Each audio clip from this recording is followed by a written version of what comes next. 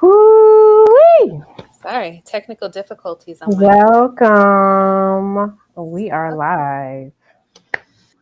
Whew. How are Yes, you, my lovely angel? I am as well as I can be for Mhm. today, and hopefully it'll get better as the night goes on. Welcome to Yes, Mentality. How are you, mentality. Chrissy? Ooh, processing a lot. It's been a very eventful week in our house and just in life in general. So just a lot, processing a lot, but sitting here, seeing you, having my tea. What kind of tea did you make today? Well, here's the thing. Uh-oh. It's hot in my house, and Oh, um, no iced and tea?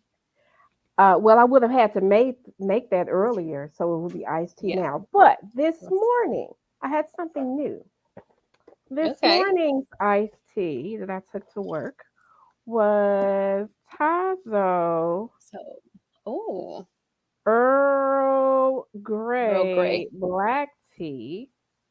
You Nice. see that caffeine level? I picked it up when I saw that. I was like, let's see what happens. You A don't little drink orange caffeine, peel. so how'd I that go? don't. I don't. But I'm still woke, so hey, I guess that worked out. But that was my That worked. tea for this afternoon. Went with my Okay. lunch. So I always brew my tea the night Nice. before, and Okay. then it's chilled in the morning. I take it to work. So this is brew is has been brewed, is in the fridge chilling for tomorrow. So we're gonna Oh, try this perfect. again tomorrow. So we have Yes. water tonight. That works. That works. I got both. I got water We got and my water tea. tonight. I And can do both. my mug today says Pilates. I thought you said pie and lattes. Listen, that's what I Uh, heard. I heard that That's not too. what you're saying? Oh, that's what That's I not heard. listen. Oh, oh, Um, oh. I always hear pie and lattes, but whatever this Yeah. Pilates thing is. I Mine, I got this one. So I heard found it it. when we were in Rose Lake veggies, Geneva. rose hips, hibiscus. Yeah, That sounds real organic. it's very organic. Um, we found it in Lake Geneva when we went to this little store when we went for our wedding anniversary. And I love elderberry. Elderberry's very got a lot of healing properties. So I always went over with the elderberry and I saw the chamomile. So I was like, done. And it's not bad. It's got a little bit of a sweetness to it. So yeah, Okay, it works for cool. today. It works for today. But Excellent. Excellent. Yeah, I can't have nothing hot. The AC is sitting in the box on the floor. So un- uninstalled AC center box, unit. center box on the floor. And yeah, hot tea would not have worked today. So next time I'll No, make sure my iced tea is already chilled there you go. for the show because it'll certainly be hot in Well, July. and then maybe next time we could be on my deck in person having iced tea. Oh, it's gonna be something in my tea if we on the deck. Huh? Well, What happened? our Thought post you said show, something. Thought you said something. our I maybe heard something, but so we have a Woo! very special guest. We have a very special We guest tonight. do. We'll be bringing him on later. He is special. Tell us about Mr. He Leanzer. is special. Mr. Lee What do you got? Anzar Stockley, dear, dear, dear, dear friend of mine. I've known him over 10 years. And this is the one person I can be on the phone with for 8 hours and still have something to say. Don't ask me why that happened, but it's yes, we have to get off the phone for sure. But he is a mental health professional. He's a grief recovery um, coach. He has so many titles that we'll put up much later. But he's Much. going to be joining us in honor of mental health awareness month. Yes. He's going to come in and give us some insight, and he's been doing these support groups in the last couple of months. So I'm sure he'll have some interesting things to share with Oh, us. definitely. Definitely. Well, yeah. Let's talk about grief. My goodness. I know um, our focus this month is trauma, and trauma and grief kind of go hand in hand. And, Mhm. think we would be remiss if we didn't mention the events that have happened in the last 10, 11 days, especially most recently at the elementary school in Mhm. Texas. Um, wow. I know Angel and I kind of were talking a little before the show. She works in a school environment with kids in that age group. My youngest just finished elementary school yesterday. Um, and yeah, I know you said you weren't really able to talk to the kids yet about it until today. Until today, yeah, I take cues from our organization. Um, so when they start talking about it and giving us resources and how to address our young people, then I bring it up. Yesterday was way too fresh, Hmm. much too raw to bring that up, and the story was still developing. So I try to wait at least a day or two after a traumatic event before I even ask them, okay, so what have you heard? And what have Right. you learned? And how are you feeling about it? The first person I asked the question to today, she said she didn't feel safe at school. Um, Mind you, this was maybe 10 or 15 minutes after we had just heard gunshots in the Mm. neighborhood. I work on the west side, so ah, that's common. That's common. I think 2 weeks ago when we were in school, in class, during our discussion time, we heard some gunshots. And I'm like, all right, move away from the window. Let's Wow. switch over to this side and be ready to move and listen out for sirens. This is common practice in many of our inner city schools. Um, Disaster preparation and what to do in the event of an intruder. These are things that are practiced these days. I didn't And do that we didn't in do in that. grammar Our drills back in the day were fire drills and tornado tornadoes. drills. That's it. Fire That's and it. tornado. That's it. This we're actually doing trainings and for shooters, active shooters, in our schools. And what have we come to when What this is I this is common? it's like I have no words. Like I have no words because it's like how many more children, how many more lives need to be lost before something is done? It should not a child should not feel unsafe going to school. That should be a safe place for them to go. Should be. Um and that just it's heartbreaking that, you have a child that said that they don't feel safe going to school. Hmm. What was Mm. interesting is that I don't think that's new. I don't think she started feeling unsafe today. I think this is, like I said, this is common practice, Yeah. especially when you are in an inner city and you hear shots. Hmm. Yesterday's story, that those weren't the first young people that have been lost in the last few weeks. There was Right. a shooting downtown by the Bean, which changed the curfew for the Yeah, city. There was and another that shooting um, at a McDonald's. There was another shooting in Oklahoma, not even 2 weeks ago, where 10 black people were killed. that Where was was it? in New Was York. kind That of was in gross? Buffalo. Kind of That was that was Buffalo, New okay. York. Buffalo, excuse me. Yeah, They that was in were Buffalo. shopping. You can't even go get your groceries. No, no, and that was definitely a racially motivated attack on that. That Absolutely. guy went in and he drove from like 200 miles away. 200 miles away to purposely do that. Like I don't get it. I just don't get it. And What was most interesting to me, Facebook loves to show us our memories, mhm. even when they're unpleasant. And my Yeah. memories from 2 years ago that came up were about George Floyd Mm. in Oh, the interesting. video. It was the fact that Interesting. I had finally sat down and watched the video, and I was Mm. looking at the comments, and everybody sending their thoughts and prayers, thoughts and prayers, and wondering how many of my allies,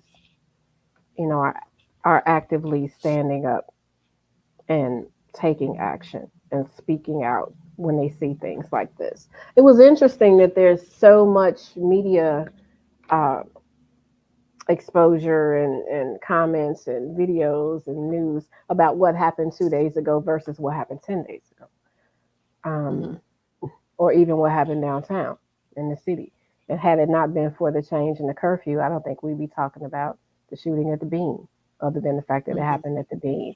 And as much as you don't want to talk about everything being racially biased, it is, and we see it, and it's evidence, and we got receipts.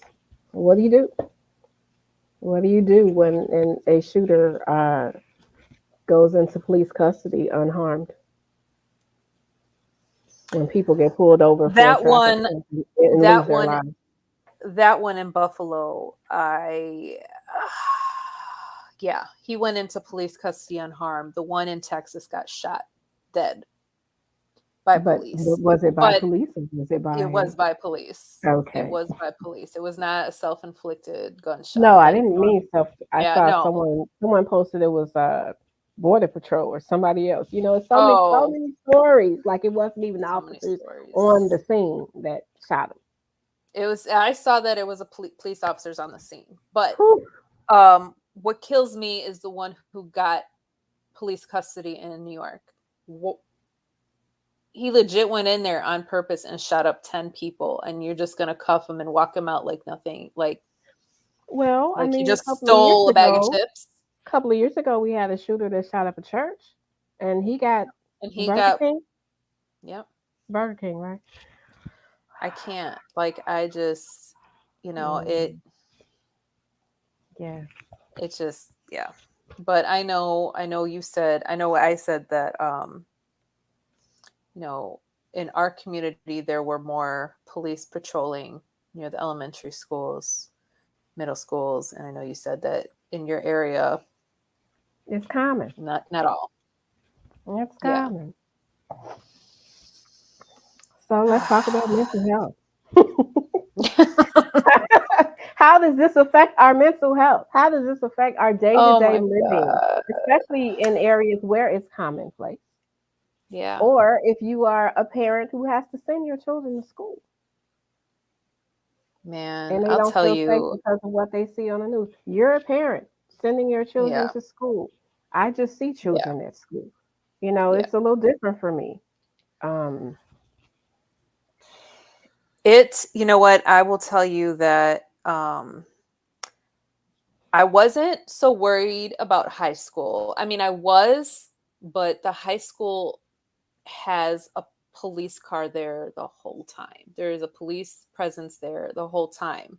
There is a security and all of that. Elementary school, it, got to me when Sandy Hook happened, because element, I was more fearful for middle school, to be honest with you.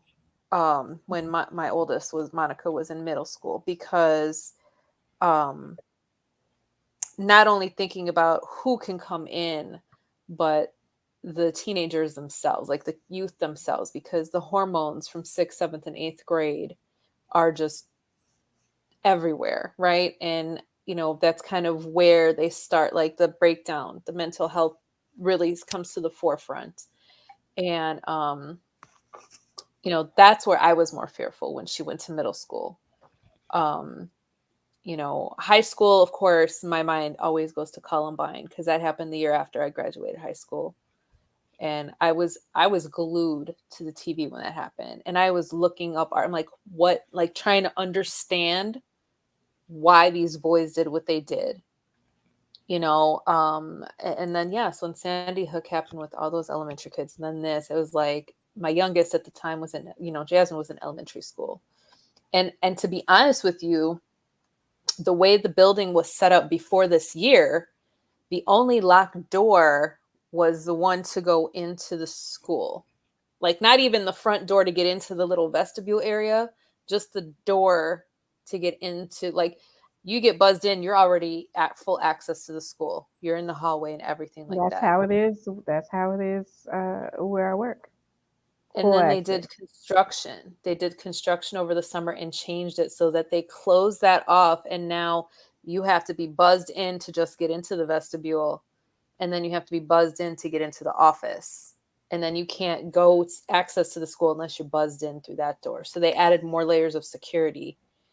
But I'm just like, when we were in school, we didn't have to worry about this. And it just it's scary and it hurts, and I'm sad for our kids. I'm sad for our Mm-hmm. kids that they have to go through this and they have to experience this and see this. And it's not like it's they're being held, like this to Mm-hmm. not see it. They've got their phones. It's all over the place. There's social media everywhere. So they have easy access to it. So we can't shield them from that. You know, Someone yesterday we mentioned, were, go ahead. huh? No, go ahead. I was going to say, someone mentioned the survivors of Sandy Hook and Columbine, the fact that they have kids in school now, and Yeah, they're watching this and seeing that there's really been no change.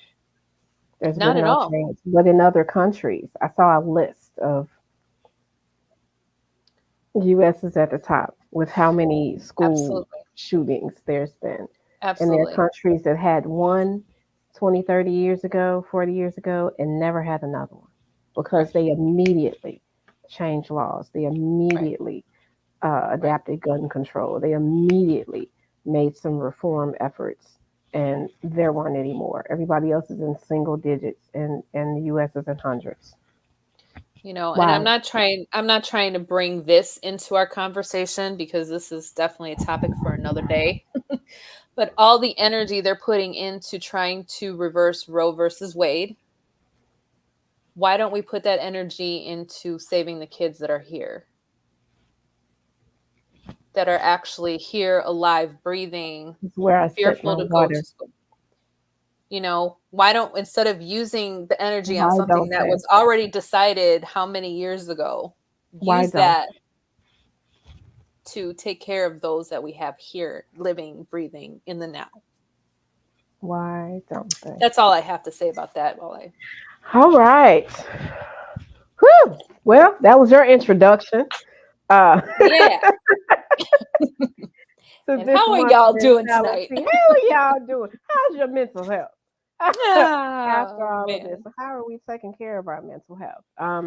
Wow. Just some quick statistics. You were talking about the youth and what age they generally start having these issues in school. One in Oof. four adults 18 and older live with a diagnosable mental health illness. Hmm. One in six youth, we're talking ages 6 to 17, are living with the same mental illness. One in six of our young people. Gosh. I wonder how trauma affects mental health. Oh. Huh. Huh. I So wonder when you talk that about these trauma. events that have taken place and you think Hmm. everybody's going to be okay. Um, yeah, let me give you a quick story. Absolutely. My junior year of high school, and I went to one of the top five schools in the city of Chicago. Junior year in high school, we had a suicide in our class. Um, the school brought in trauma counselors for 2 weeks, and then they took them out. I want to say 4 years ago, I was doing it, speaking at an event, ran into a trauma counselor, happened to be one of the counselors who was on site at our school when that happened back in high school.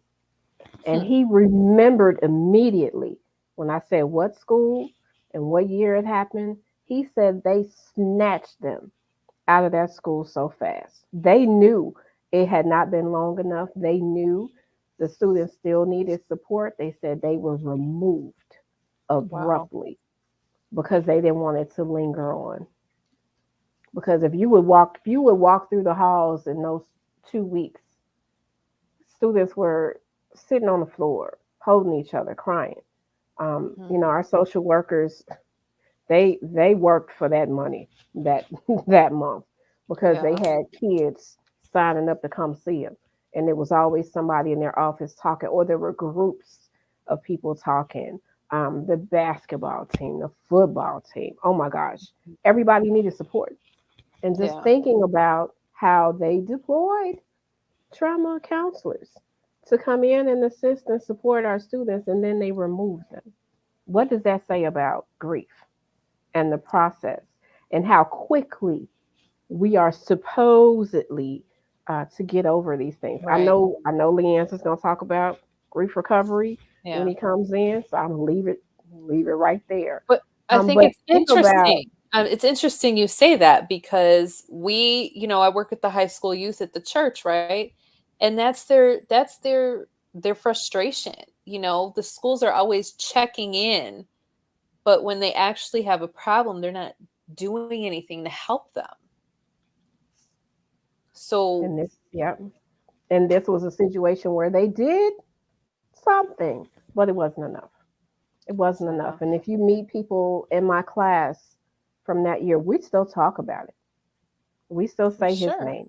We still sit with that grief of not having enough support during that time.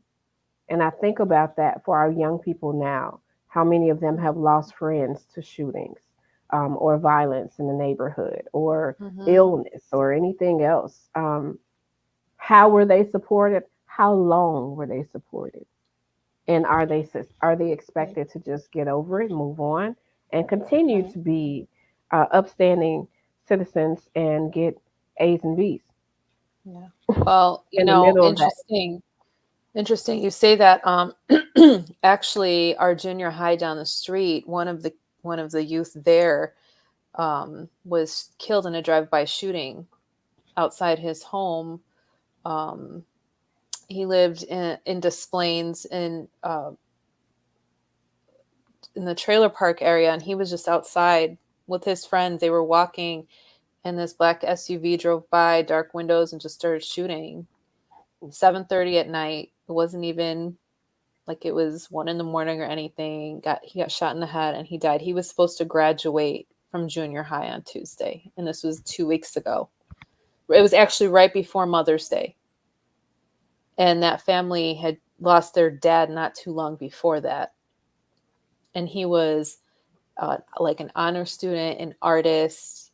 You know, it just and they had posted, well, we have counselors here if you need to talk and that and everything.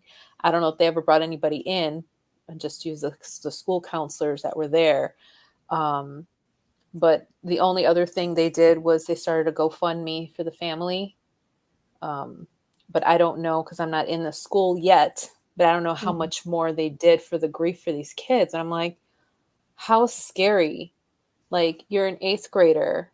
That was your classmate. That was your friend, and he gets killed in a drive-by shooting in your own neighborhood. That's not, you know what I'm saying? Like, that's not something that's commonplace out here by me. You know what I'm saying? It's just not something that Mhm. happens often.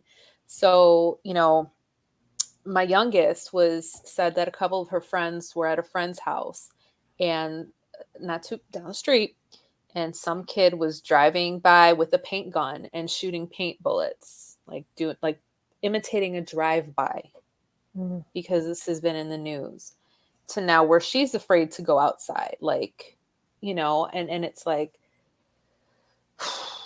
where I need the parents to step up here. I need the parents to step up and talk to their kids and actually talk to their kids about this, because it could have been, what frustrates me. It shouldn't have, and I got this off a coffee mug. There was a whole thing in Target.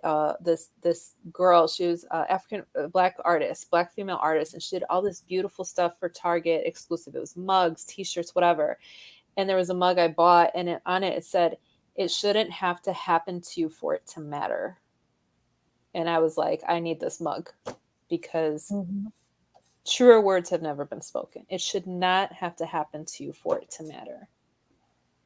And And that's usually when it starts unfortunately, mattering. right. That's what And happens.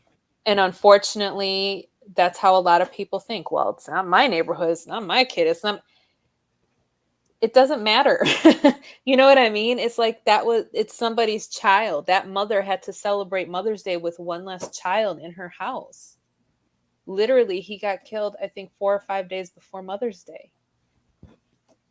You know what I mean? He had just got his cap and gown for graduation.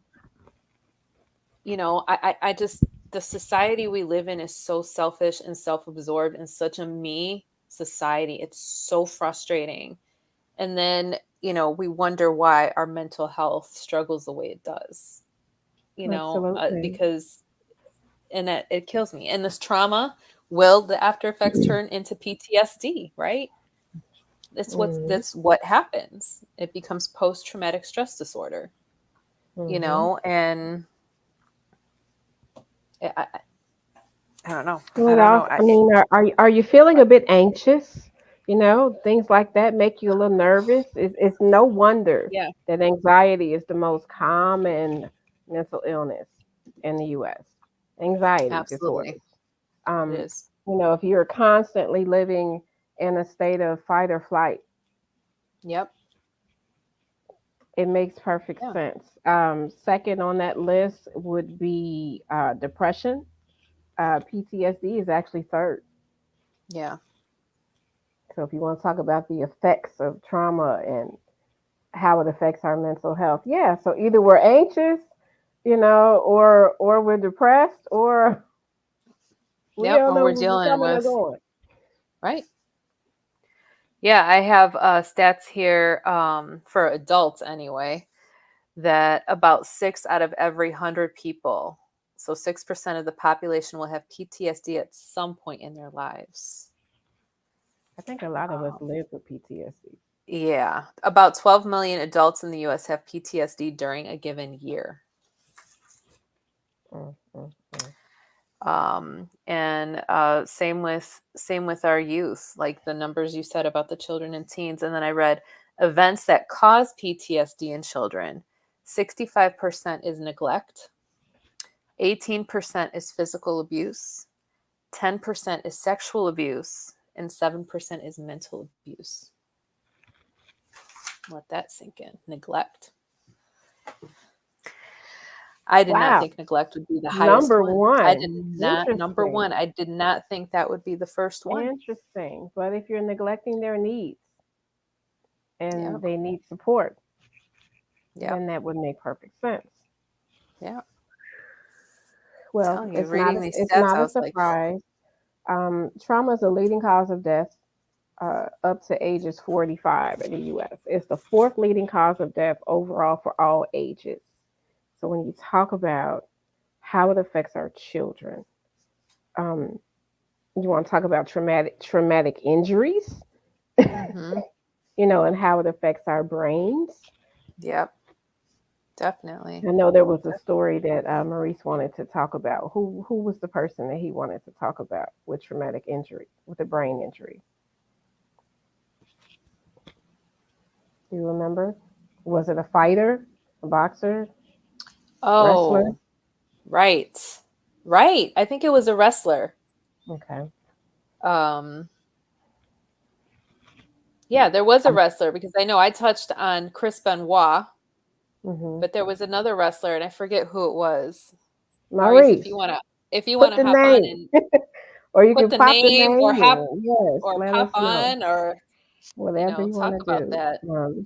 But Um, traumatic brain injury is the single largest cause of death from injury in the United States. Over 1 million each year, and there are 5 million people living with a disability from a traumatic brain injury. Um, that was an eye opener. When you want to talk about trauma, that includes suicide, it includes homicide, it includes motor vehicle crashes. It's mhm. not just medical. These are all events that happen.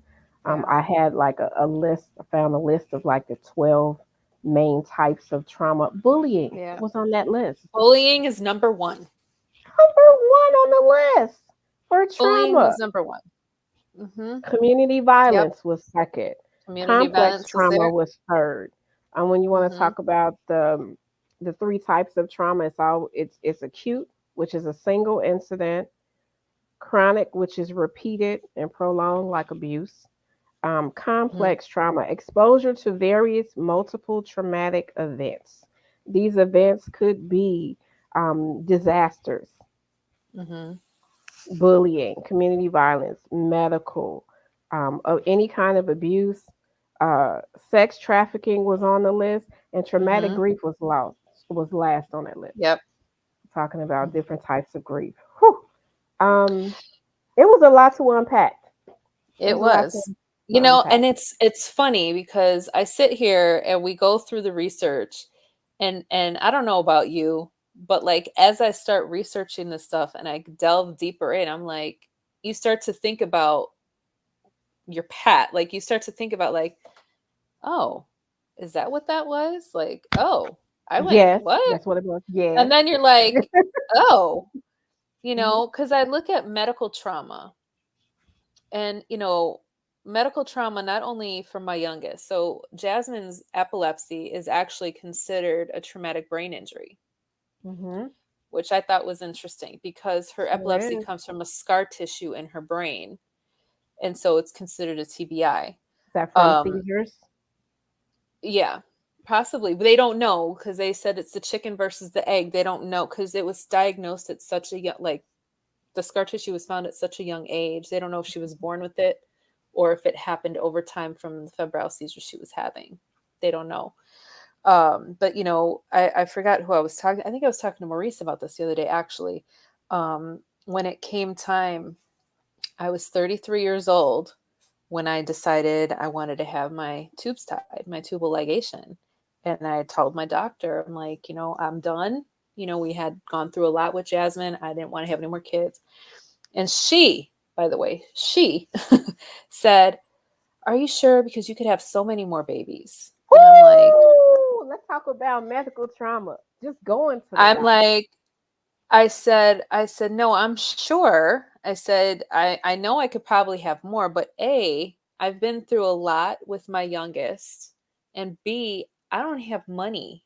If you want to give me your salary to have She all these won't. babies that you want, exactly. So she's like, well, what did your husband say? I said, my husband says it's my body and whatever I want to do, he supports. Okay. And then to top it off, I wasn't able to have the surgery done at the regular hospital because it's a Catholic affiliated hospital. I knew you were going there. I You am. saw me sit up. I was waiting for it. Yeah. I knew you were Because of going the there. Catholic affiliation and tubal ligation to them is a form of It's birth considered control, birth control. and they don't believe in that. I could not have my surgery there. So we had to go to a different hospital that she had rights to, get there in the morning, 6, 7 in the morning, whatever. I'm sitting there and I'm signing papers. She asks Vic, my husband, she says, first of all, she checks, are you sure you're ready to do this? I'm like, I'm ready. Does she have your permission? Are you okay with this? Mm.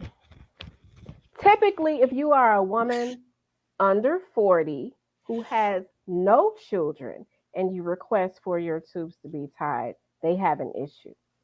Yes. I had two Because children at that if point. they wanted you to have three, had you had Two, three I children had and two not been miscarriages. married, it would Yeah, have but been a quicker conversation. I had two miscarriages and both of my girls are rainbow babies. I had a miscarriage before each pregnancy. They don't even care. They don't So care. he looked at her and he said, he looked at her and then he looked at me. He goes, you want to do this, right? And I said, yeah. He goes, there's my answer. Like, she, it's her body. Like, if she wants this, then yes, That's let's. traumatic. So it's like begrudgingly, I got taken back to the OR and I was like, And who wants I'm to like, are go you, and see another female doctor after that? Who wants to like, set I'm foot in just that like, particular hospital after that? I'm Nobody. like, are you kidding me right now? So then I'm like having to make sure. I'm like, make sure you actually did.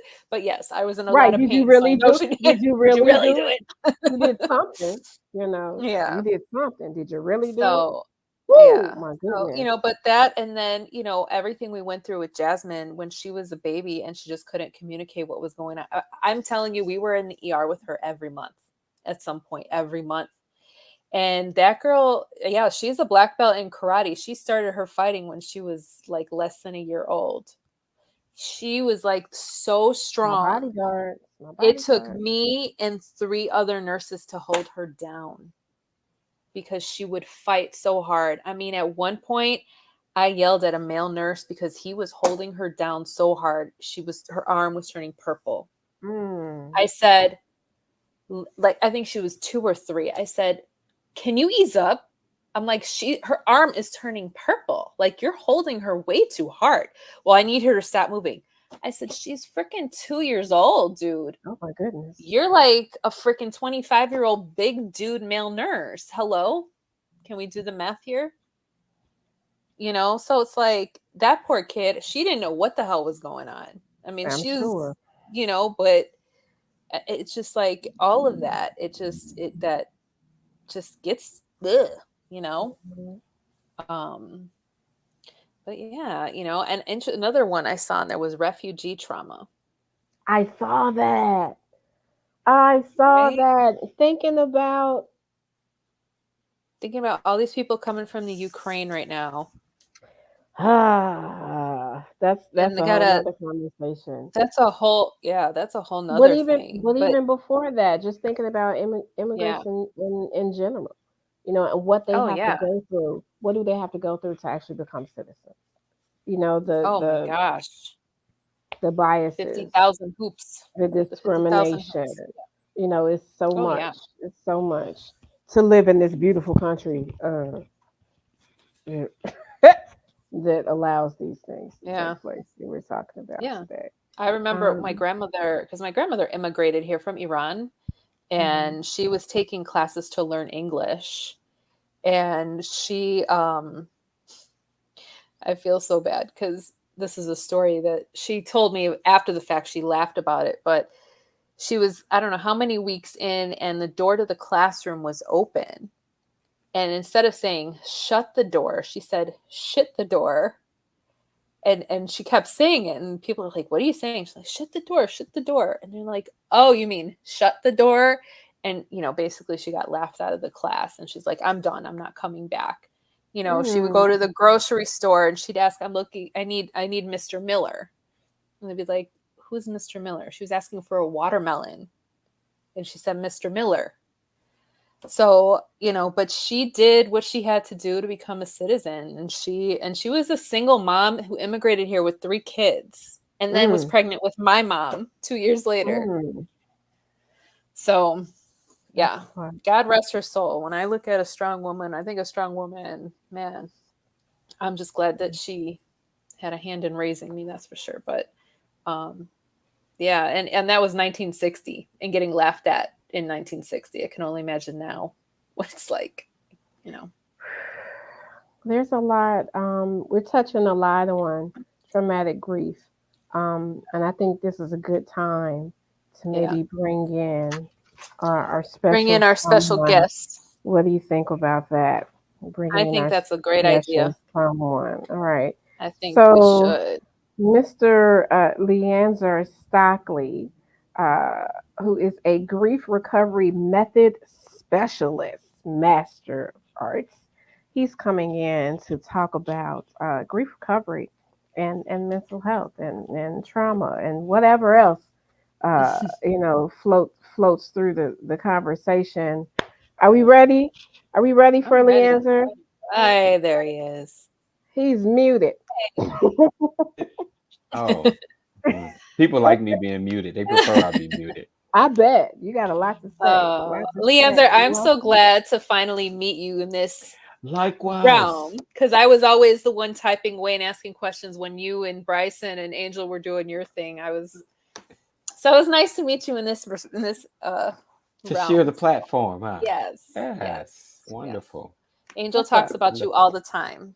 I So was just going to say the same all thing good about you. things, all good things. Oh, So she actually says good things? I try. I Mm, try. And Mama said hi. I told her you will be on the show. She said, "Tell him hey, be good." right. Now She's she got to got say to be tell you to good. be She good. always, oh, she She always knows does tell me to something. be good. She She know. She knows knows something. something. she know me just a little bit. Something. we love Mama. Mama Mavis. I Yeah. love her. Yeah, Well, welcome to Mama the made show, it. you and all your Welcome. credentials. Yes. Uh, They I don't was need reading that anything. bio. I was like, okay, so we'll just let him talk and we're just gonna sit here and drink yes. our tea and we're So go, good. yeah. So please introduce yourself to Yes. the Mentali-Tea audience and tell us a little bit about this grief recovery method that you have started working on. Well, I am, as they said, Leanne Czar or Czar Stockley. I am a certified relationality specialist as well as a certified grief recovery method specialist, amongst a whole bunch of other things. Um, I'm probably certification king in a lot of things. My background is counseling and mental health, marriage and family. That's my master's is in. What you want to know about grief recovery? Yes. What is the grief recovery method? There's a lot of talk about it. And we even in the grief recovery team, with the grief recovery team, we talk a lot about it because it's like the idea of recover from grief. Do we really, there's two things going on. One, are people actually grieving, or are they just busy trying to not grieve Mm, and cover it up? And the other thing is, do we recover from it? Because grief is the normal and natural response to any type of loss or change. Mhm. interesting. So it's Hmm. grief in a sense is not necessarily something that we at the end of the day recover from. It's a part of really who we are as beings, especially if you love anything or anybody, right? So the truth is, you find somebody that is deeply loved, you will find somebody that will deeply grieve if they allow themselves to. And a lot of what's happening in our world is we're faced with the call to grieve, but we're trying to not do it. Hmm. We're trying to cover it up. This is why we can't sit. You can't hear somebody say that they're sad, or you want to. When we ask somebody how you doing, and then they start to tell you for real, you go to, "Oh yeah, you really finna tell me what's happening?"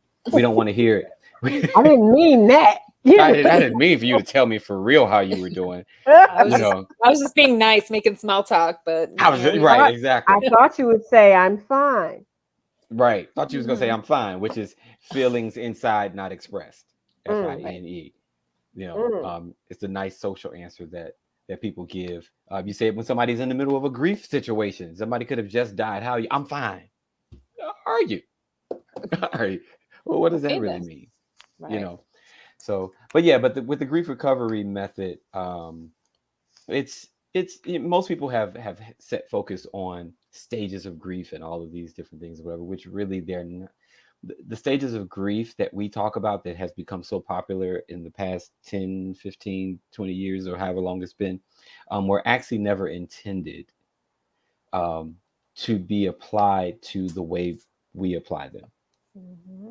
the way we use them. They're actually Interesting. debunked in a sense, even by every time I keep Keebler Ross, I can't think of her name You right now. right. You Is that her right. name? Mhm. I should have went and I got the book on my shelf. I was gonna say, okay, yeah. So she even rescinded some of the things that she said because it was her talking about that was with someone on their deathbed. Exactly. It was never intended for the Wow. family, It was not for the living. and it was not for the living. It was not for the living. It was for the But dying. It you was go the and pick up a handbook book, for the recently deceased, like in Beetlejuice. Oh The my yeah, handbook God. for for the right, recently deceased. Remember that? Yeah. Oh my right, God. you know. So, but any Maybe book you that's go what's and in grab, there. any book or any talk you go and grab on grief, it's going to be, oh, the stages of grief, oh, they're in this Yes. stage of grief, or they're in that stage of grief. And Mm-hmm. a lot of the things surrounding grief, and one of the biggest things that I highlight and that I love about just with the grief recovery method, what we do with that, because it's actually a program. The grief Mhm. recovery method, it's actually a program that we take people through, which is an 8-week program. um, it's like a support group, kinda, but it's actionary. It's action based, Mhm. and it's actually the only evidence based one in the world. This is through the Grief Recovery Institute. But the highlight for me was just being able to debunk a lot of the things that we associate with grief, or a lot of the things that we say regarding it. And not debunk it as in pop your collar, but to actually say it wasn't helpful. It's Mm. not helpful.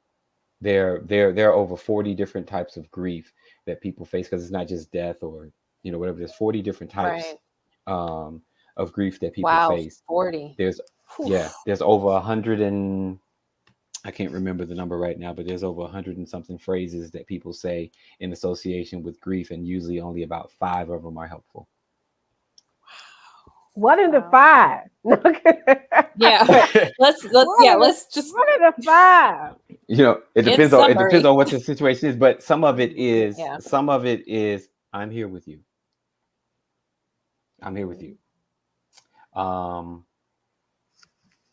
That's the one that's That's coming enough to right that's the one that's there. coming to my mind right now. And you took me Yeah. right back to our favorite, Brene Brown, and that video Oh, with how to help somebody who's grieving Oh. or in depression yeah, and that has fallen once in a hole. falling in the dark hole. Have you seen this? It's animated, No. Chrissy. I'll It's send it hilarious, to I'll you. add Chrissy. You it got to to the watch it. list. I have Add You it this got to to the see it. invisible list, but list that Angel gives me. I have this list, this running list no, don't going put of it on that stuff, list and because don't put you'll on never that watch list it because I'm then. never gonna watch.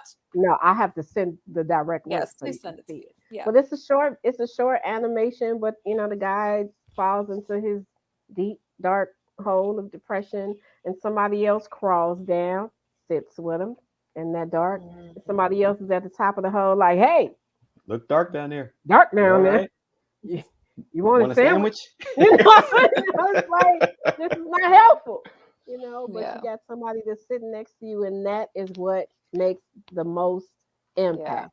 I'm Yeah, here the with difference, and even because with grief, we think sympathy. Sympathy does not help people grieve. you. Mhm. We replace it's empathy that Empathy. actually helps them grieve. Mhm. Sympathy. I don't need you to say I'm sorry. Right. We say it now. Don't slap somebody for saying, "Oh, I'm so Right. sorry, So sorry. sorry, sorry, you're going through that," or whatever. But there's even deeper psychology to that as to why we say that we're sorry. There's something in us that tries to avoid pain, that tries to Mhm. avoid these type of things, and there's a lot of background behind even why we say, "Oh, I'm sorry," and we'll say I'm sorry and try to move on quick Quick. because we don't want to sit Mhm. in that we don't want to sit Right. in that with anyone. Because it You know, reminds us of our own dark it reminds hole. of our own dark hole. It also reminds Right. us of our own what would you call it? Like what's the word when you can mortality? Mm. Mm. Mhm. Yeah, Mm. and it doesn't have to be Yeah. death, but it reminds us of Mhm. that of certain. Fragile, our fragility. Yeah, Yeah. yeah. You're talking about this program, and the first person who's coming to my mind is my husband. He lost his best friend to suicide over 20 Mm. years ago. He lost his dad to prostate cancer 16 years ago, and he still, I don't think, has had the chance to process his grief in a way that he should be able to, because he still holds so much regard for those two men who were like his idols, basically. And he says to me, and sorry babe if you're watching, I'm not trying to put you out there, but He um is watching. but he feels he doesn't have an identity because he associates his identity with those two because they were his rocks. And so I think he would maybe benefit from your program, Hmm. to And help and the Hi, him get Vic. reality through it. Thank you and the for chiming reality in, Vic. one of the things to realize is he, like he said, they were his rock. They still are. Yeah. Hmm. They still are. He didn't. Right. And some people sometimes people make it about belief or what they believe and what happens when people die, and Hmm. um, they are a part of him. Hmm. So a lot of times we try to, again, it's the way our society is set. We try to get over Right. grief, right? And You we'll can't. say it all the time. Get over it, move on, whatever. Yeah. And it's like the thing is one word that we kind of use to even help reshape how we view this is to say, no, you continue on. Hmm. You're going to continue on. It's going to be different because this person is not physically here anymore. But there's a Right. way to still continue on. But to be complete, and this is a word that we Right. use in grief recovery, is to get complete regarding their passing. Hmm. to get complete about it. A lot of times our grievance, in the way that it's become a painful burden, it extends and lasts a long time because somewhere we didn't get complete on it, and we're still carrying the pain of it. Versus actually just recognize, again, when I'm saying carrying the pain, I'm not talking about being sad about it. Right. Right. You can still be sad about it 20 years from now. Right. Right. That does not Absolutely. mean that you're not healed. It does not mean that you don't. And that's another thing. It's like if somebody feels like they're sad, they think they're not healed. That's not. Sadness is an emotion you're supposed to have when Right. Absolutely. that's a actual sign of healing, that you're working right. You're working the way you should be working. We should be sad. The cat got hit by a bus. Or you're supposed to laugh. Oh, You know, See, it's like, look at her. She already right there. Let me cry. Like, Right you know, there. meanwhile, his so it's- Joker profile. I'm right in Oh. the profile picture. The Joker. There's a lot of hidden meaning to that, though. Lord, But, good. but I agree because with his best friend, who passed by suicide, he never got the closure that he needed. Like he heard about the completion. He heard about it, and he never, exist. and so he still carries guilt all these years later. It's like, I could have done something. I should have been there, and da da da. And I'm like, without giving a huge piece of, well, people still have to kind of go to the program to get all of the whatever. But here's the thing: we ask ourselves the question. To sit and ask ourselves the question, what is it that we wish? This is one of the ways that we start moving towards completion. What do we wish was different, better, or more? What is it that I wish in that relationship that was different, better, or more? Where has this guy been for the past? Yes, that part. And as we begin to process through those things. And it's another thing, and not necessarily saying this with Vic, right? You said his name is Vic. Yeah. So not necessarily saying this is with him, but one of the things that we're also finding with people is, we say they haven't grieved. Well, here's the question: are they in a surrounding where they can? Are they allowed? Are they allowed to? Because the way society is set up, and I've heard you guys talking even before, you came in, I was in the green room sipping vodka and tea, and but Long Island tea. No, it really was just some Fiji, but I was acting like it was something else, trying to feel adult and grown. It's all right. I'm pretending this tea is something else. What's in the too, cup? so. I was gonna say, what's in the cup? What's in the cup, Chrissy? I got water. Tea. Tea, gotcha. That's that mentality. All right, so yep, there you go. So sometimes and it sounds so simple and sounds so funny, but it's like sometimes we're not allowed to grieve, especially men. Oh, especially men. That requires my emotions. What do you mean? Especially men, and especially men of color. Yeah. Yep. They got a lot of colors. Yeah. And it's interesting you said the get over it, move on, because Vic will tell you that was his dad's motto. Get over it, move on. So even in that situation with that being his dad, to a certain degree, again, no shot at Vic. That's also what you learn. Do you have right? It's the pattern we learn. You don't even have we to learn to grieve. You grieve. Guess what? Exactly. We learn to grieve from those we've seen grieve or not seen grieve. It's the same thing with anything. We learn these patterns from our family or from our upbringing or somebody that we hold high on. We learn how they did it. And even if you don't agree with it, sometimes it's still there. You're like, yeah, you ain't supposed to, men ain't supposed to cry or pull up by your bootstraps, get going. And what ends up happening is, and it's not that it's a lie saying you don't have to continue on and go on. It's just that, did you stop long enough to let your heart speak without intellectualizing it, without machoize ain't a word, but y'all know what I'm trying to say. We will make that a word tonight. We're gonna put that in for the Oxford Dictionary. We're gonna add that in, so don't worry about it. Yeah, you know that word. So it's like Bryson. So we don't allow ourselves to go into those spaces or whatever, because again, most of culture, most of society tells us that's dark space. You got to get over it. You can cry today, but you better get up tomorrow. Your job only Mm-hmm. gives you Mhm. 2 or 3 days if you lose a Yeah. parent. Mm. Mm. So I'm gonna need 3 years which speaks Yeah. to what? It to speaks think to, and you about it. guys you guys were talking a little bit earlier about the Yeah. schools. It's like it speaks to how our society puts time limits on grief. Absolutely. Mhm. Because you need to get back up and go to work. You need to Hmm. continue to maintain your scholarship. You need Hmm. to Mhm. still be 100% in your marriage. Yep. You Mhm. still need to be an excellent role model and parent.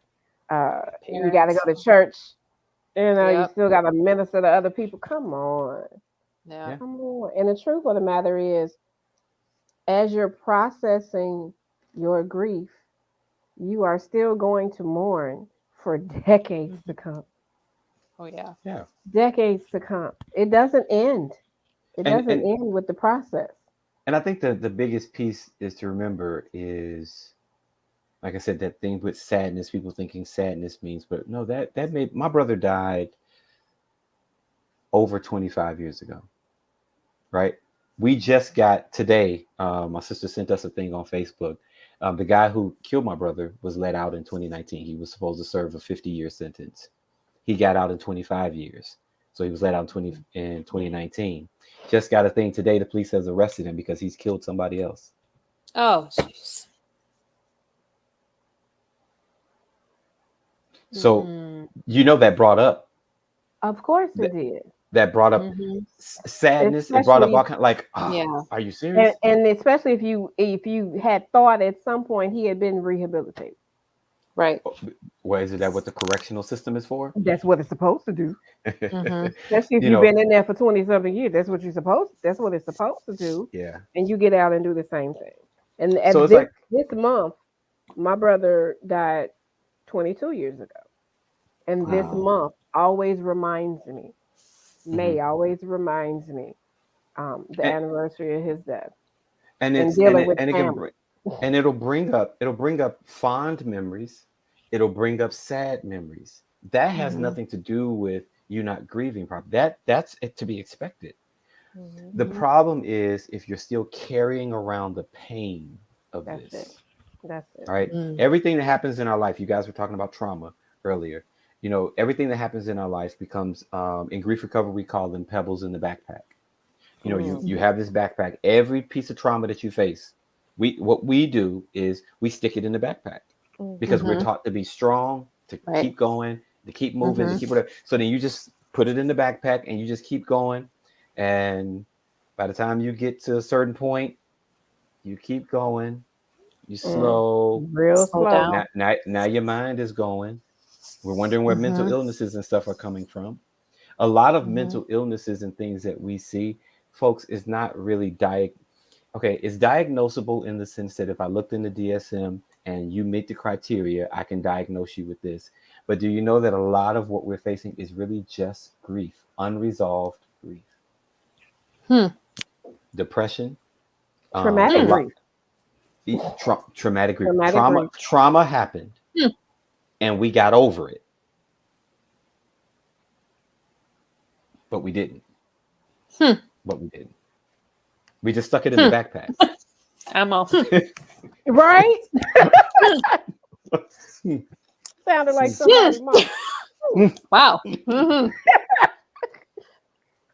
You said, you You guys were know, talking. He said, "Go ahead." can I just say this, and I, as you're saying this, yes, I lost my grandmother. My grandmother was my rock. She raised me, right? I lost my grandmother and my best friend in the span of 1 month in the same Mm, year. mm, And it's going on 10 years this year. And you're saying this, but I realized, my anxiety depression kind of started. But then in 2016, my girls and I were in a really bad car accident. And ever since then, I have really not been the same person. And now you're saying this, and that's where I'm going, hmm. because you don't think that, so like every time I'm in a car, or every time, I won't go on the expressways now. Not that the accident even happened on an expressway, but Mm-hmm. even when Vic is driving and I Mm. see any kind of car or semi, my anxiety, he will tell you, I will just like have a panic attack because I get Mm-hmm. so anxious just from being Mm-hmm. in the car and seeing these cars. And it's just weird that it just sticks with you and you don't It think, does. okay, this happened in 2016, It but the does. result of that was I ended up having to have neck surgery because of the whiplash I got. Thankfully my girls were okay, but gosh, yeah, maybe I I, should take your I class think too, I think because Every with I think physical trauma is a whole nother level of grief because yeah, it's something that's in your bodies. You're not just internalizing your feelings, but you're feeling things in your body. yeah, 2007, I was hit by a truck while I was yeah. crossing the street. Don't think for a second that I don't remember that when I'm crossing the street Oh, and see I'm a mm-hmm. truck. sure. Mm-hmm. I'm That was Yeah. sure. 2007. Okay, these are I things that wouldn't cry. it I took wouldn't it want. took me a while, before I can do it without panicking or without running for my damn life, flying Right. across the street for Seriously. what? Because I got Right. hit before, and And Yeah. how did that it took a and while for that. somewhere, so not only the trauma of being hit, but also the after trauma of how it changed your life. Right. Absolutely, because I had to stop dancing. See? Oh, yeah. I had been teaching dance for 15 years, and I had to stop Mm. dancing. It was so much with that, having to learn how to walk straight without, veering off to the side. My knee Mm-hmm. doing stuff when the weather changed, Wait, like old well, you people. still veer off to the side a little bit, but I think Hush that's because you your be mouth. drinking. Hush Oh. your, hush your mouth. Hush Oh, the your mouth. truth comes out now, Hush Miss your Angel. mouth. I see. Too much, but it's a lot. But even seeing a Jeep Cherokee, I didn't Mm-hmm. have to be in the street or crossing it, but even seeing a Jeep Cherokee, and that's the truck that I used to want to buy. Don't want it now, Ah, but that's how I it feel when was I see so. Honda CRVs. When I see Honda See, CRVs, I'm there like, you mm-mm. go. But it's so When you much. want I to, mean, it Yeah. does changes you. You could not have possibly expected to be the same person after that event. You will Mm-mm. never be the same person after that event. yeah, and you would need Wow. to, and in that, and this is where we talk about being complete, getting complete. Oh, You would so, potentially, if you were oh, going through like a grief recovery yeah. program, you go in and you may think, I'm going in to get clear or to get complete from the trauma of being hit by the truck. Mm-hmm. Some of your That's what completion you work, think. right? Some of your completion work may end up, you may find yourself somewhere else that actually had seemingly nothing to do with the accident. Yeah. And you also may find yourself having to get complete with whatever it is now about Jeep Cherokees. Mm. It's intense. It's some Yeah. deeply intense stuff. And like a lot of what I'm saying, you can't really explain it because talking about it only kind of gives a little points. You actually have to kind of go Right. through the program and see. But it's deep. Listen, we Yeah. even in our training, part of our being trained for this, we have to do our work. When I'm talking Woo. about heavy, when you talk about heavy, like Heavy, heavy. Wow. most of the training for this is you doing your work and you Mm. recognizing, oh my gosh, I wouldn't have even associated this with that. I went in for me to do work regarding a relationship that I lost that meant the world to me, and ended up doing a whole different relationship because again, we end up following patterns that started Mhm. somewhere. You go all Mm, the way back to mm, mm, how mm. you were shaped you go all the way back to your earliest memory Right. of yourself, to Mm-hmm. your earliest memory of yourself, and then begin Mm-hmm. to work and look at how the backpack was put on you and you Mm. started sticking stuff in it. Mm. Mm. And now every move, because this is the same thing. Just think practically. You have a backpack on, you stick a book in it. Technically, you walk a little different than you did when you didn't Absolutely. have it. And then you stick another book in it, Mhm. and you stick Mm-hmm. another one in there. Mhm. You're exerting a lot more force, but something is, and you may be building a little bit of muscle, depending on how you But you look at it. sweating and you're tired. Yeah. But you're sweating and you're Right. tired, and at some point you want to put that down, but some of that Because it stuff is gets so too very, heavy. it Yeah. gets too heavy, and we start to break Right. down. We start Mhm. to break down, and we're Mm. wondering where's this anxiety coming from? Or Where's they this start PTSD falling coming out. from? They Or they start start falling out the falling out bottom. and you bleed. Yeah, yeah. So I'm just Bleeding gonna all over say the to place. everybody watching and listening, we're gonna put his information on this program Absolutely. on our Facebook page. We're gonna post it Absolutely. everywhere because I think everyone could Why not? benefit for sure from this. I mean, Tell just us from what you're about the saying right support group. now. So what Yeah. support groups Oh, are you Bryson doing said, now? can you Oh, ever completely heal from both mental and physical trauma individually and or simultaneously? I'm trying to read that again. Go say that again. Y'all know I read slow and I have to process. Can Can you you ever ever completely completely heal? heal from both mental and physical trauma individually and or simultaneously? mm, Yes. Yeah. And completely heal, we got to understand what that may mean. mm-hmm. Completely Mm-hmm. heal does not mean that I'm no longer ever affected by something. Mm-hmm. It doesn't mean that I no longer have a eye for something. All right. We think people ask this question in relationships. Oh, you know you're over a person when you don't think nothing about them. That's not being Lies. over a No. person. That's Healing numbness. is healing is a return to the core center of who you are. Does that make sense? It's Mm-hmm. Mm-hmm. returning to the core center of who you are. We lose sometimes when we face trauma and all these things, we lose a sense. We lose a sense of who we are. If we Mm-hmm. lose somebody, we feel like, oh, I ain't been the same since. That may be true.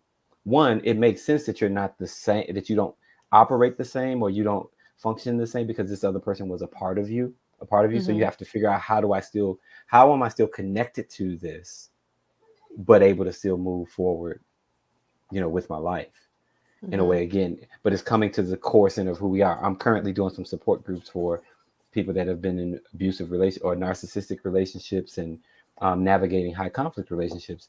And one of the main focuses is not the narcissist. The Mm-hmm. focus is who you gonna be. Mm.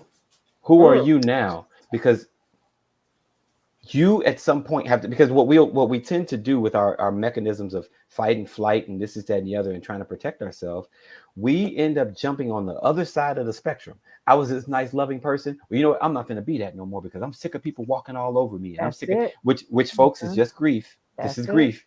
This is you grieving. I'm sick of people Mm-hmm. walking over me, so I'm just gonna, I'm not gonna be like that no more. So now you're mean, Mm-hmm. Mm-hmm. Spiteful. mean, Petty. spiteful, and became a whole. You know what I mean? So it's like, Mm-hmm. but you're still miserable because you're not being you. Mm-hmm. You're not being you. Right.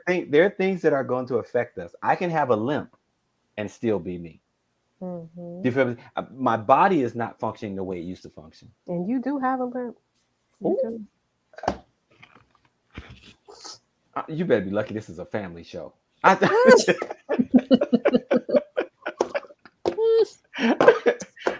and I'm gonna point out that I just saw Chrissy switch cups. So that I saw that. I'm Water. like, whatever.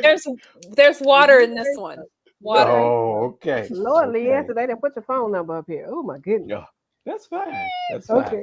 But yeah, but I'm gonna be but calling you after this. Like, hello. We gotta right. keep talking. Who are these people? But no, Don't but answer. I do believe, to answer Bryson's question, I do believe that we can come to a space of being healed, like really healed, not just over stuff. And again, we got to figure out, what does that mean though, to be healed? Sometimes people think that just means you don't feel anything. You listen, you were healed before something hurt you, right? Mm-hmm. How can I put this? It doesn't make you immune Mm, Mm. to Mm. trauma, to things, right. to whatever. And actually, the reason you felt what you felt was because you were working properly. Mm-hmm. You were healed. But then if we start now living life where nothing affects us no more, nothing bothers us anymore, you're not healed. You actually are damaging yourself. You're You're damaging who you numb. really are. You're You're numb. Yeah. And making it's like, that's yourself not how you're numb and designed to not feel. feeling Yeah. anything. We are Yeah. You're, definitely living with the wrong idea of what healing and alive actually means. what You it are really Mm-hmm. means. supposed to be vulnerable. You are supposed to, excuse me, you are designed and Come created on, design. to Come on, do design. that. to do that, to feel things, to have emotion. This Right. is the normal pattern of life. And when we stop that, or we start regulating it, or changing it, or shifting it, it's dysfunction. It's Yeah. dysfunction. Your I heart was know. designed to flow and speak, and we tell Yeah. our heart to shut up all the time. Oh, All the time. ooh, shut up. There's a song out there on the radio that I've been obsessed with. Numb Little Bug by M. Byhold. I think her name is Beihold anyway. Um, because I can't say I struggle with anxiety and depression. I maintain because I see my therapist. Like I work, but am I healed from it? Absolutely not. I get your highs and your lows. And like my husband sometimes doesn't understand what's going on in here when I'm having my moments. And, as someone who lives with it, coexist, I say I coexist with it. And someone who does that, sometimes we don't even know what's going on in here. So we cannot put it into words. And so when this song, I heard it on the radio, Numb Little Bug, and she's singing these lyrics, I'm like, yeah, yeah. I mean, I did a TikTok on it, and it's chorus goes, do you ever feel a little bit tired of life? Like you're not really happy, but you don't want to die. Like you're hanging Mm, by a thread Mm. because you have to survive because you got to survive. She's going on. I'm like, girl, I'm like, you put into words what I couldn't mm, say, because there's a lot of times when that's exactly how I'm feeling. Like you've got Mhm. empathy inside, but you don't really care, because I'm a very empathetic person. That's why Angel and I get along so well. We're both people, you know what I mean? We're very empathetic people. But then there are some times where I'm like, man, I do have the empathy, but right now I just don't give a shit. Like Yeah. I'm so Yeah. full and of that's my you own, regulating it. That's right? when we It's like start. That's when we start trying to control it. so full, I don't have any more to take in or give out, Which is and which is man, important. Which is important because what we I think what we have to learn how to do is that we're human beings who, for whatever reason, we don't know how to integrate. There's nothing. Okay, let me be careful how I say this. Somewhere you also need to make friends with that part of you that says I don't right now I don't care, and not make friends as in you say now this is what governs my life, but coming to a space of recognizing I see that there. I recognize that space in me. Now, this is not going to rule my life. mhm, It's not going to be the thing that controls me. right, We don't do our shadow work. Mm. So we just think be positive and have good behavior, be positive and Toxic do good things. positivity. Right. yeah, But we never think, well, sit with that part of you for a moment that says, I don't really care right now. Because guess what? There may right, be a treasure in there, not in the not caring itself, but in why don't I care? Well, the only reason that right, I'm not caring is because I'm feeling burned out. right, Mm-hmm. yeah, So let me look at why am I feeling burned out. right, Mm-hmm. Ah, right, thank you for popping Mm-hmm. up because you just showed me that I'm moving too much right. Mm-hmm. And I need to sit back. and I need to sit That. my ass down. And And and Angel will tell you that I don't know how to do that. No, and I will text it to her in one word. Hashtag sit show. sit All down. one Always, word. she'll say that, and I But I just don't Angel know. also comes from a place where I didn't know how to sit my ass down. So I had to Mhm. learn. And now that I've learned how to do that, I see other people and I can tell them, go sit your Yeah. And even though you've learned it, there are days where somebody need to tell you, go sit your Thank because we all jump in, we fluctuate. I usually say it in more of a spiritual language where I say we jump in and out of the spirit. You know Absolutely. what I mean? It's like we're constantly doing that. You can look at what all we have to face and deal with. Yeah. So and what we're living in resistance because we're trying to not whatever. It's like Mhm. calm down, recognize it, embrace it. When I'm saying embrace it, I'm not saying let it govern your life. I'm saying Exactly. recognize it and to some degree honor what it's trying to say. Mhm. It's telling you something. What is it trying to say? Let me hear Mhm. it. Let me hear it out. Now I'm Mhm. gonna use my logic, the deepest parts of my heart and everything to make sure that's not how I govern my life if it's something negative that comes up. but I need to do that shadow work. Yeah. Because again, otherwise we walking around here, and this is why folks walking around sick as fools. Is because again we got all these secrets, we got all these things that I don't want nobody to see this part. I don't want nobody to think that I stood in the mirror, folks, and cried my eyes out to stand in the mirror and look at myself in the eye, completely naked. Don't y'all imagine that? It's beautiful though. But to stand in the mirror, to stand in the mirror, and just rude. No, it's Just funny because I did this just like rude. within the last month, and I can't remember the last time I just stood there like that, and I was like, "Who?" After I got past all of what I need to do and fix, because Yeah. what you Yeah. need to fix, after I And got past that, it's like, how do I make peace with this? and some of the things that I saw looking in my eyes, looking in to say, you could kill somebody and walk off like ain't nothing happened. What is that? Wow. What is that? What was that? What is that? I need to know that exists so that it don't run my life. You've been hanging out with her who keep that shovel in her trunk. Who? Her, her Oh God. got that shovel in her trunk. That right there. Oh my goodness. What is that? What is that? What is that? And What where is does that come from? And you know what I recognize? When I feel like some injustice has really happened, I don't, it's just not like a thought. I'm just see somebody like, oh, I just want to punch them in the face.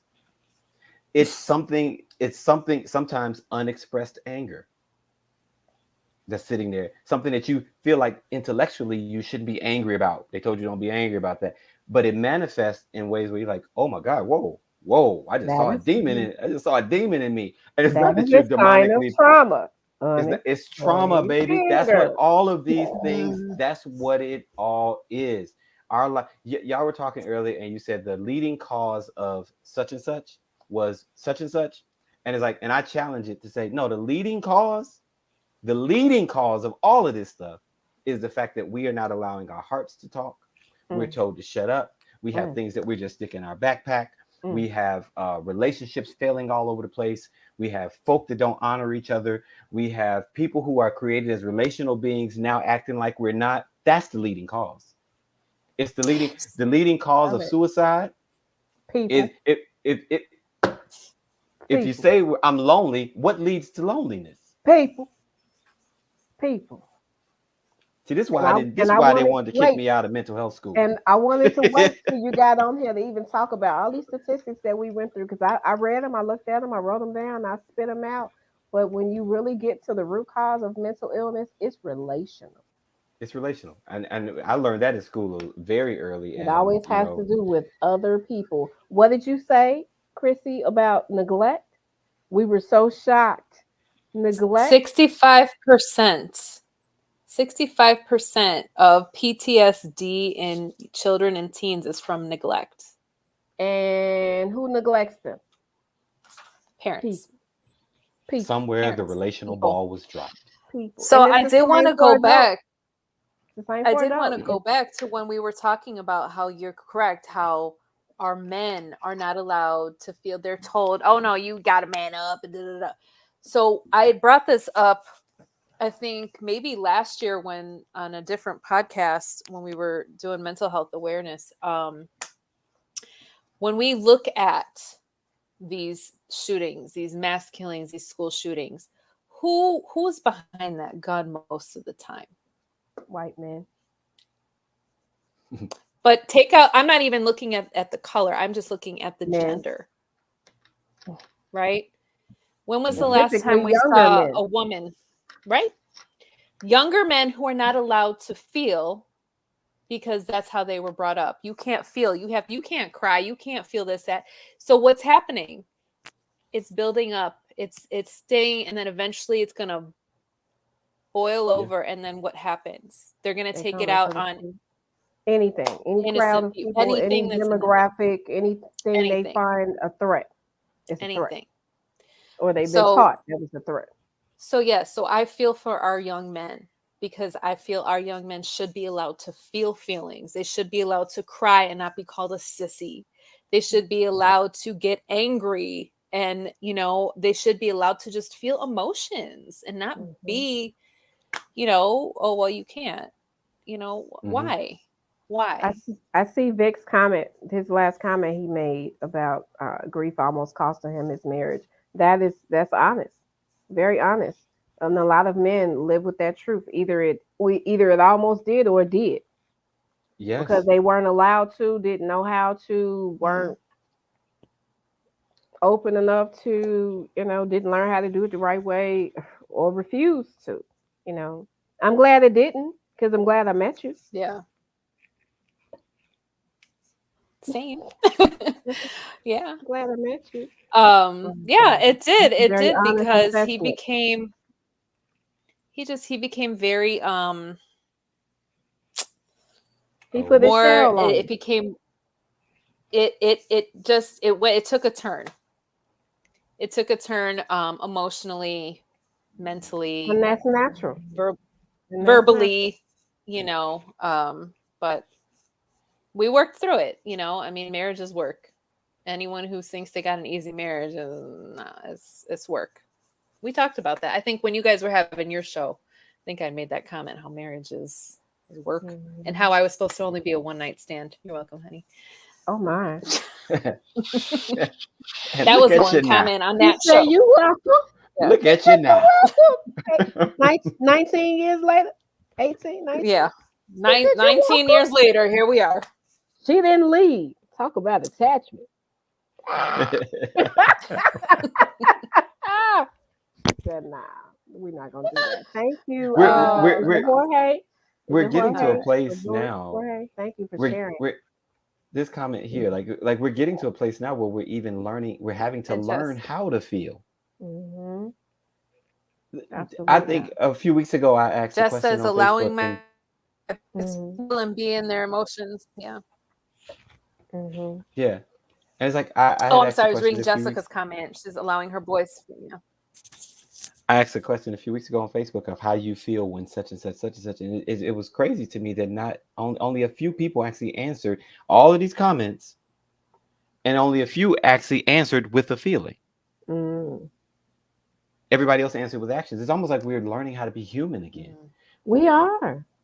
It's like, I think we are. so to express feelings to it, and are we cultivating that in our children? Are we cultivating that because we're not cultivating it with one another? To actually Mhm. speak about feelings and what we actually feel. And I don't know. Yeah. I don't You know, know. it was interesting after I had the discussion with the students today about, them feeling safe and with the news and the current events and all of that, and how we really need to take care of each other and pay more attention to what's going on. Even as we had just heard gunshots outside, we go to get in line in the hallway and there's a shoving match, between somebody together. I'm like, I got to put all my stuff down. Now I got to preach in the hallway. What did we just talk about? And how can we keep our emotions in check so that when somebody does something that upsets you, your first response is not violence. Your first response is not putting your hands on somebody. We're all going to the same destination.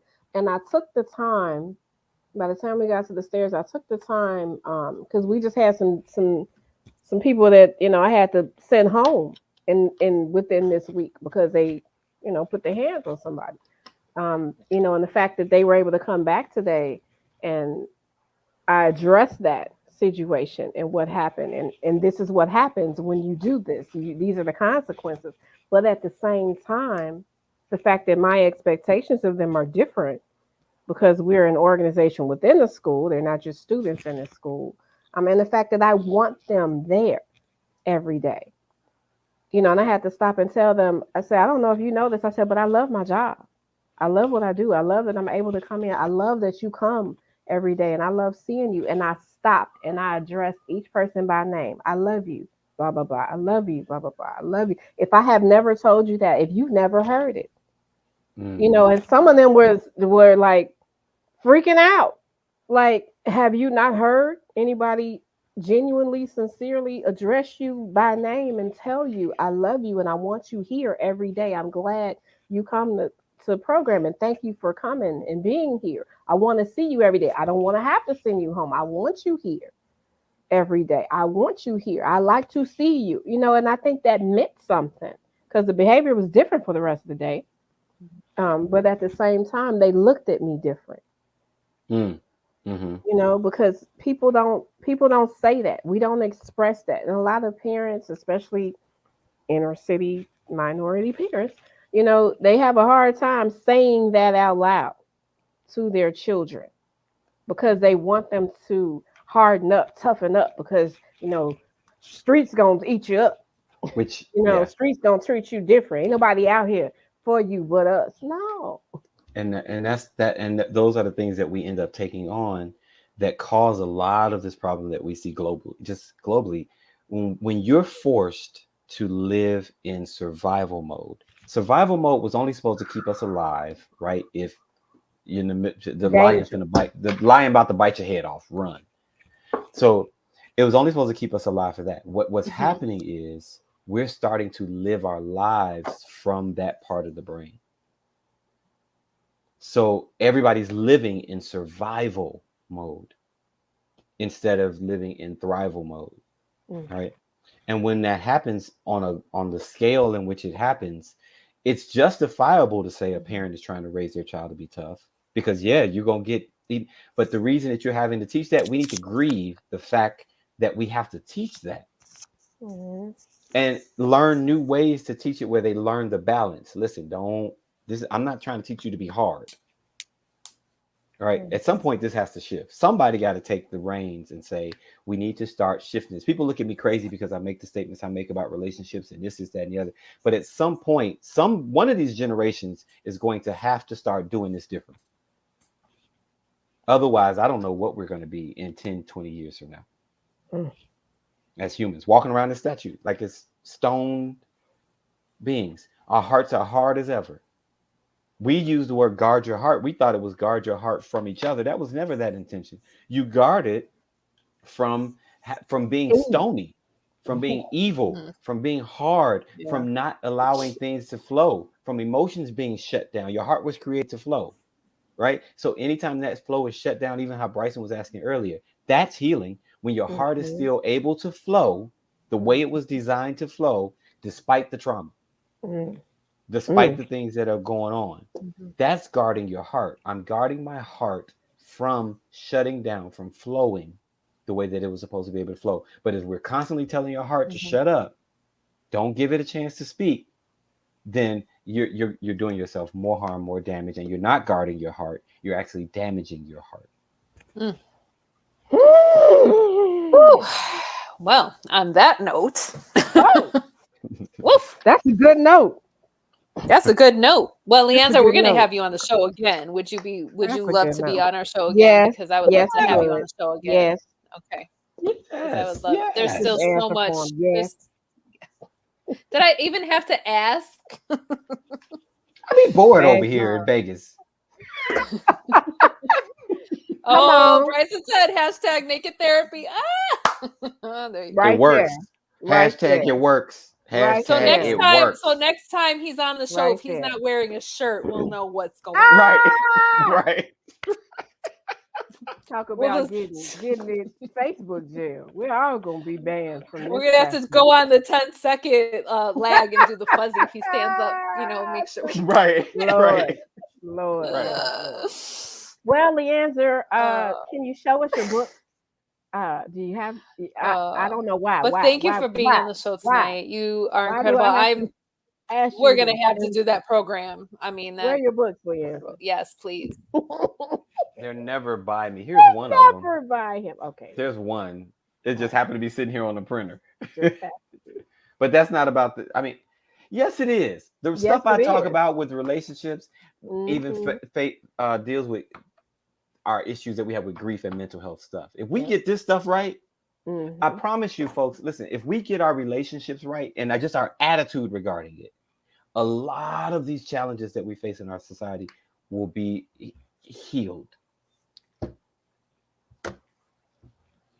I That know part. y'all ain't making the connection, but I make the That part. connection. I heard it.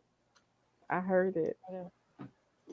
All Mm. right, we got his website up, leanzerstockley.com, his Look at that Instagram at sound like it sound important. Leon Czar up there.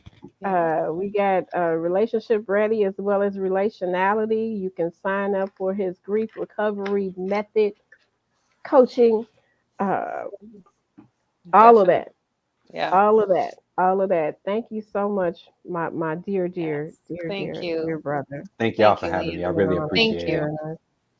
I Thank know you you for being finished here. a support group and hopped right on here with us. Oh my gosh. Whew, Um, my goodness. that was a lot. That That was was a lot. That was a lot. Mental whew, Health Awareness Month. So much. it's it's So a much lot. It happening. is. It does. A lot. But It is. I want to leave you with a quote yeah. from Tim Krivenik. I found this on the American Foundation for Suicide Prevention website. He says, I hope to see a world where mental health is treated the same as physical health. Oh, I would I don't love even to want see to a read. world like I don't that. even want to read the rest. I don't even read the rest. But treat it the same as physical health. That is what stood out the most to me. And then we want to leave you with some tips, always on a positive note. Always. Oh, What do we yes. have? What's in the media corner? Okay. What's on the watch list, read list? What do we have? Okay. So for movies, Malcolm and Marie. Woo! Thank you, Bryson, because Bryson introduced me and Leanza to Malcolm and Marie. You want to talk about relational trauma, baby, Hmm. baby. Yes. Enough. Do we remember that movie with Jennifer Lopez from the 90s? Enough. She was in, Wow. You went yeah, way back. You I went went way way back. back. Oh, I went even further back, but I won't mention that You movie, went back. but I will. Sybil. Look, I was talking Sybil. about Beloved, She went through childhood trauma and Beloved in the eventually, color yeah, purple. So yeah, we went far. We went yeah. far back. And did you know this? I didn't know this because I honestly, my family's on me Mhm. about the damn Marvel movies, but Iron Man 3 came up on a lot of different sites as a movie about PTSD.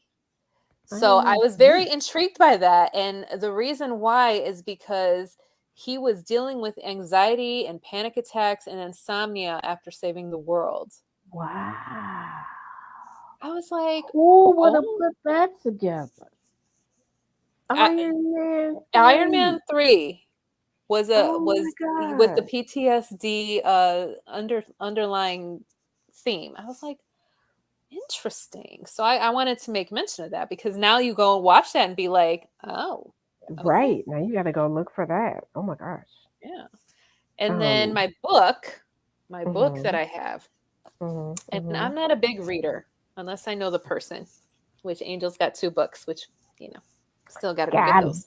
Everybody. Got him. I know she's got Got them by him her right side. here. Got him right here. But Cinda Williams, if you guys don't know who Cinda Williams is, Said she was in Mo Better something Blues. left me hard. Yes. Sorry. Sorry. And she Sorry. was also the title character in Finding Dawn. Little B-side plug there. Shout out Finding to B Dawn. side.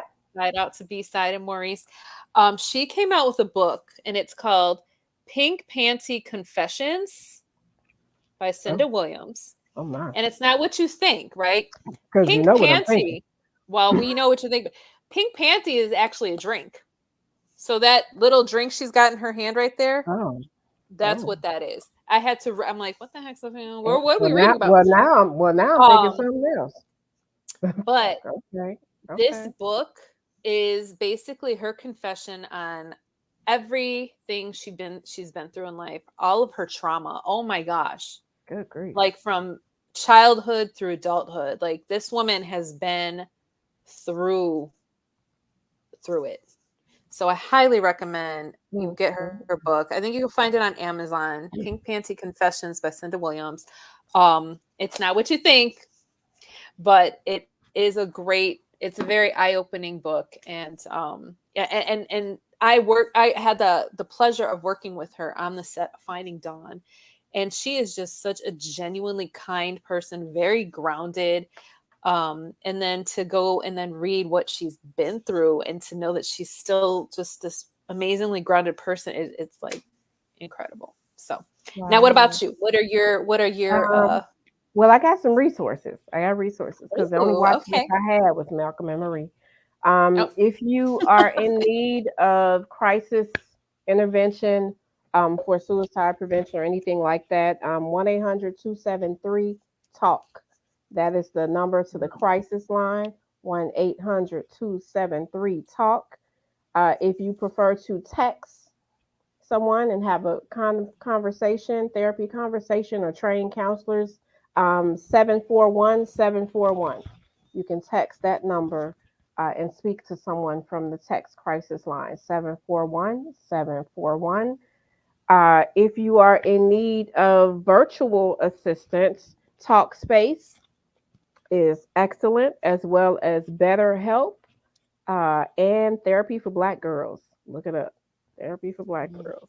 So these are some virtual support that you can find if you're looking for organizations to get connected with. NAMI, National Alliance on Mental Health, and there's a NAMI Chicago, as well as AFSP, which is the American Foundation for Suicide Prevention, and the No Stigma organization is excellent for training mental health allies.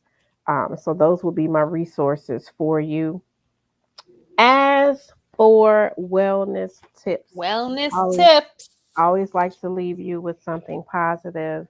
So you This said three. We need a time, physical, spiritual, and practical, right? physical, spiritual, and practical. Think of your wellness in these categories.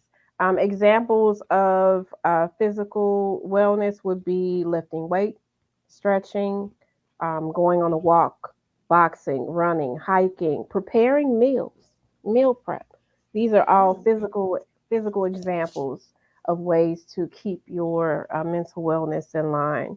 Spiritual examples include meditation, yoga, prayer, Reiki, journaling, earthing. I did some earthing. Uh, I want to say 2 weeks ago at my mom turned 75 woo, this Mama month, Mavis. and we were at my sister's house for the event, and I was like, I gotta take my shoes off, getting this grass. I'm Mhm.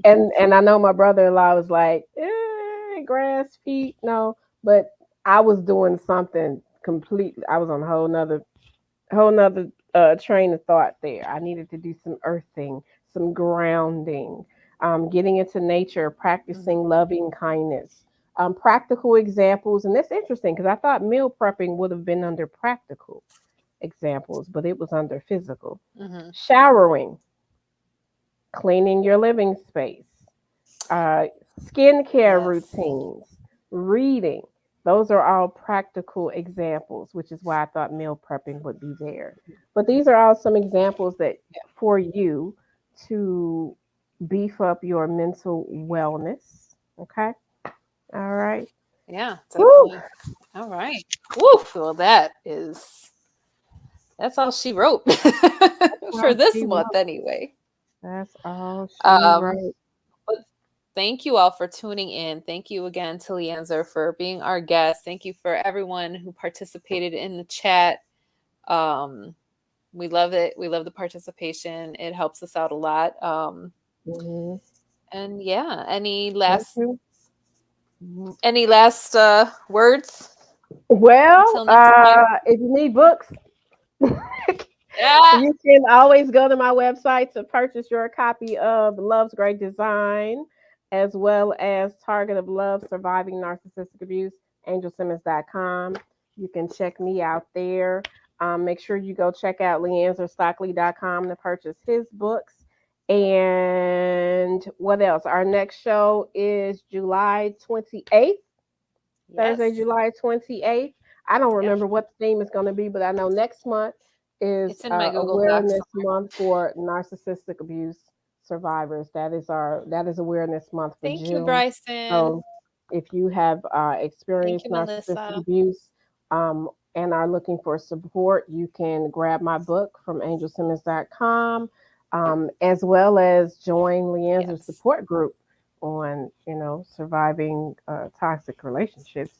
I believe his group is geared towards narcissistic abuse I as know well. at least two people that's going to be joining that. But Whew.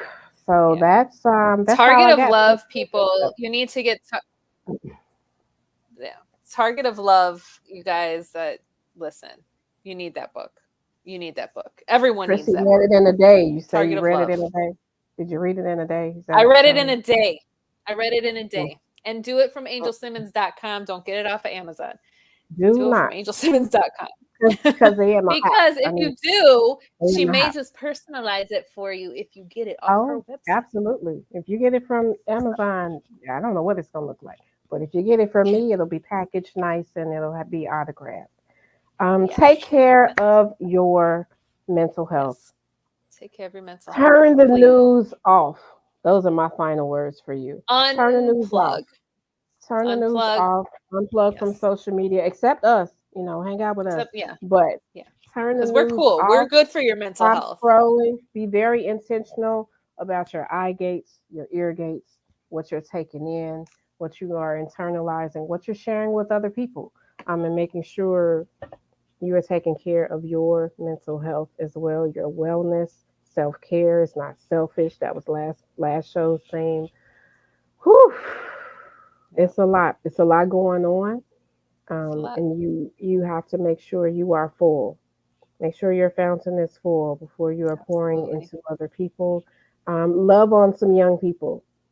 That Yes. sounded weird. Show some love to the young people in your life. Okay, Yes. make sure they know that they are supported and that they are important and that they are loved and cared for. Absolutely. Create safe spaces. Be a safe Yep. space for someone. Be is. Yep. Those are my Yep. final thoughts. Final thoughts, Chrissy? I think you've said it all. You said it all. Yeah. Unplug. Just turn it off. Just you don't need to have it in your face all day, every day. Stop scrolling. Just you're It's not not gonna miss healthy. anything. I swear. I swear. It'll still be Um, there. my youth don't know this. We're having a lock-in at church on June 24th, and guess what movie we're gonna be watching? The one that's been on the list for a long time that you told me about that I still haven't watched. What? We're gonna watch it. The Social I'm Dilemma. giving you so. Oh, that's gonna be excellent. They don't Excellent know for this, your but young that I'm gonna people. be collecting their phones and putting them away. We're gonna watch that movie. Oh my goodness, how are they gonna survive? I have no Um, idea, but they'll have to figure it out. mm-mm. So, If but you we are in need of a fix and can't wait until July, you can catch me, Leanzer, and Bryson on Sunday, June 12th for Sweet Spot Media. We're going to be going live with our relationship uh, podcast. Theme has not been released yet. So, what you say?